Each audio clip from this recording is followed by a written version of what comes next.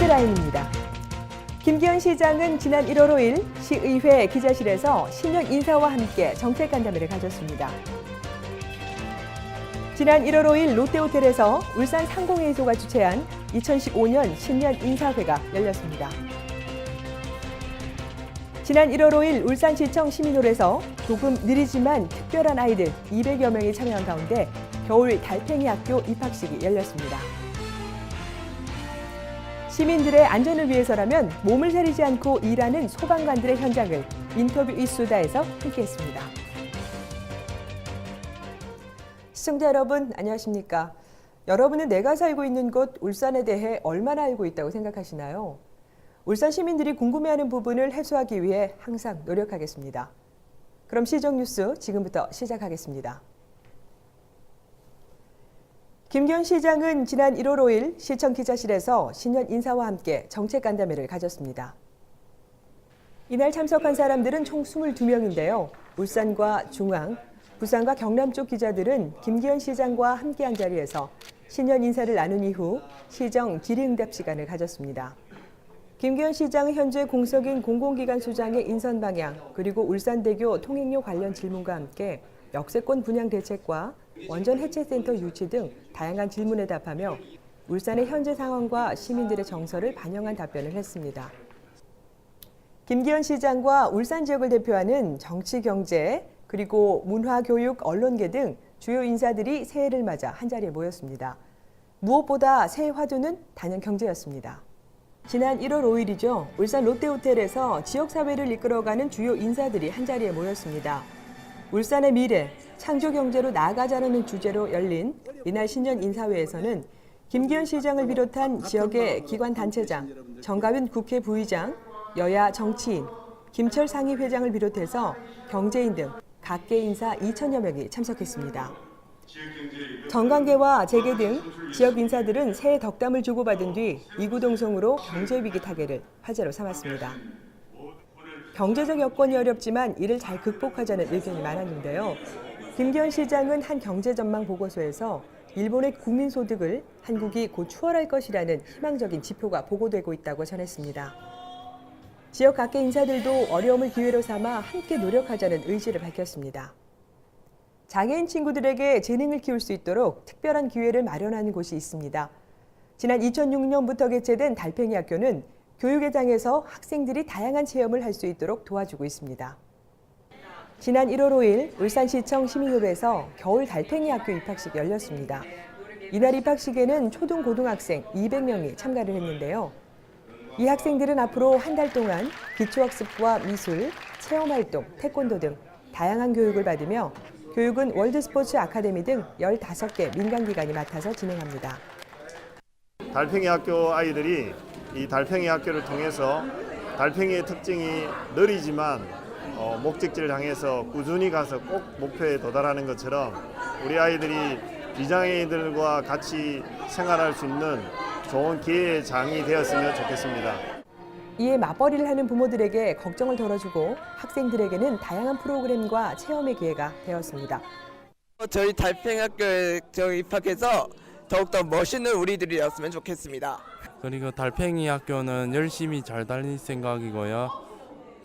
수업도 열심히 다닐 거예요. 1년에 2번씩 지금까지 총 18회에 걸쳐 개설된 이 프로그램을 통해 학생들은 그동안 몰랐던 자신의 모습을 발견하는 등 사회로 나가는 초석을 다질 수 있는 시간을 보내게 됩니다. 다음은 한 주간의 다양한 시정 소식을 전하는 브리핑 시간입니다.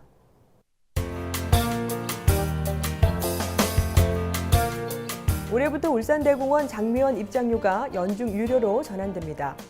장미원 입장료는 성수기인 4월에서 6월, 9월에서 10월 사이에는 어른 기준 1,500원, 비수기인 7월에서 8월, 11월에서 3월 사이에는 어른 기준 1,000원입니다.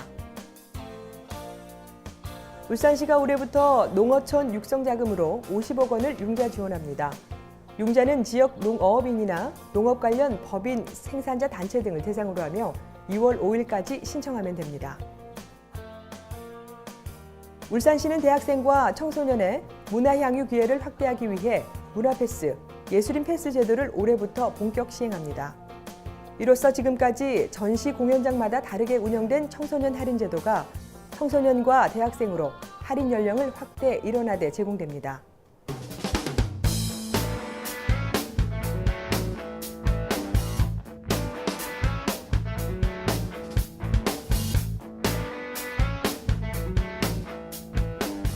아무리 말을 해도 지나치지 않는 말이 있죠. 바로 안전입니다. 잠깐의 방심으로 대형 사고로 이어지는 경우가 많은데요. 그때마다 시민들을 든든하게 지켜주는 사람들이 있습니다. 이번 인터뷰 이수다에서는 울산에서 활동하고 있는 소방관들을 만나봤습니다. 129 안전신고센터에 신고가 접수되면 출동을 뜻하는 신호음과 함께 빨간불이 들어옵니다. 모니터에는 화재, 실종, 부상 등 소방관의 손길이 필요한 신고 위치가 뜨고 신고센터에서 사고 지점에 가까운 곳으로 출동 명령이 내려집니다. 소방관들은 하던 일을 모두 멈추고 즉시 신고 현장으로 달려갑니다. 1분 1초가 아까운 현장 속에서 발빠르게 임무를 수행합니다. 특히 울산시에는 국내 최대의 석유화학단지와 대형 산업단지들이 많아 그 무엇보다도 안전을 책임지고 신속한 구조를 할 수 있는 소방관의 역할이 중요한데요. 고향인 울산에서 근무한다는 것에 대해서 큰 사명감을 가지고 업무에 임하고 있습니다. 그리고 시민들이 소방관이라고 하면 위험하다는 인식을 많이 가지고 계신데요. 저희는 이제 반복된 훈련과 전문성을 가지고 그 업무에 임하고 있습니다. 그러므로 이제 시민들께서 편히 저희한테 맡기시고 생활에 임하시면 되겠습니다. 소방관 아저씨가 안전한 것 같으니까 좋아요.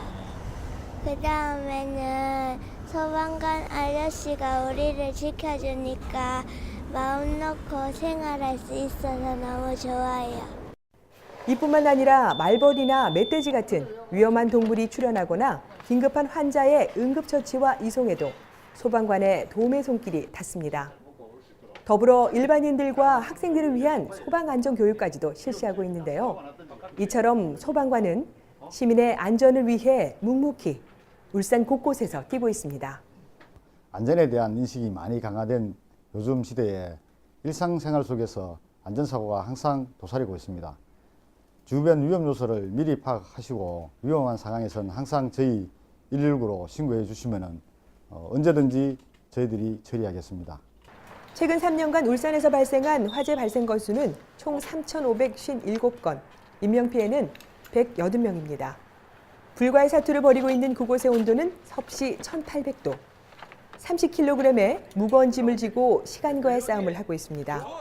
가족들은 자랑스러우면서도 한편으로는 걱정스럽습니다.